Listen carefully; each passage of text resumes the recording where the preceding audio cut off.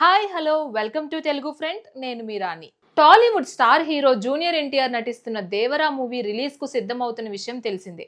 కొరటాల శివ దర్శకత్వం వహిస్తున్న ఆ సినిమా మరికొద్ది రోజుల్లో వరల్డ్ వైడ్ గా ప్రేక్షకుల ముందుకు రానుంది. అయితే ప్రమోషన్స్ లో భాగంగా మేకర్స్ రీసెంట్ గా రిలీజ్ చేసిన ట్రైలర్ సినిమాపై ఉన్న అంచనాలను అమాంతం ఆకాశానికి తాకేలా చేసింది. మూవీ బ్లాక్ బస్టర్ హిట్ పక్కా అని కూడా చెబుతున్నారు తారక్ అభిమానులు. ట్రైలర్ లో జూనియర్ ఎన్టీఆర్ తన విశ్వరూపం చూపించేశారు. మాస్ యాక్షన్ తో ఓ రేంజ్ లో దుమ్ము దులిపేశారు junior NTR. High voltage sequence లో వేరే లెవెల్లో అలరించారు. ఎన్టీఆర్ డైలాగ్స్ పవర్ఫుల్ గా ఉన్నాయి. దర్శకుడు కొరటాల శివ టేకింగ్ సినిమాపై హోప్స్ పెంచేసిందనే చెప్పాలి. అయితే ట్రైలర్ లోని షార్క్ ఫైట్ ఎలా ఉందో చెప్పనక్కర్లేదు.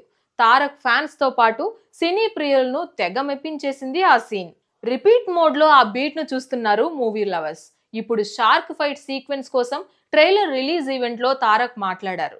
ఆ సీక్వెన్స్ కోసం చాలా కష్టపడినట్లు కూడా తెలిపారు. ఒక రోజంతా పీకల్లోతు నీళ్ళల్లో అలా ఉండిపోవాల్సి వచ్చిందని చెప్పారు తారక్.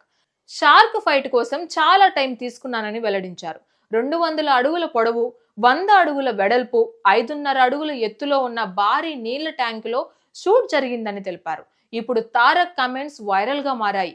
దీంతో ఎన్టీఆర్ వర్క్ పై నెటిజన్లు ప్రశంసలు కూడా కురిపిస్తున్నారు. తారక్ డెడికేషన్ అంటే ఇదేనని అంటున్నారు. సినిమా కోసం ఆయన ఎంత కష్టపడతారో చెప్పడానికి ఇదే పర్ఫెక్ట్ ఎగ్జాంపుల్ అని కమెంట్లు కూడా పెట్టేస్తున్నారు. షార్క్ ఫైట్ మూవీకి కంపల్సరీగా హైలైట్ గా నిలుస్తుందని కూడా చెప్తున్నారు. ఆ సీక్వెన్స్ కోసం ఈగర్లీ వెయిట్ చేస్తున్నామని అంటున్నారు.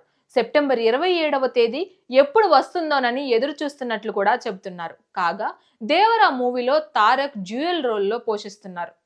బాలీవుడ్ బ్యూటీ జాన్వీ కపూర్ హీరోయిన్ గా నటిస్తుంది. ఈ సినిమాతో టాలీవుడ్ లోకి ఎంట్రీ ఇస్తుంది అమ్మడు.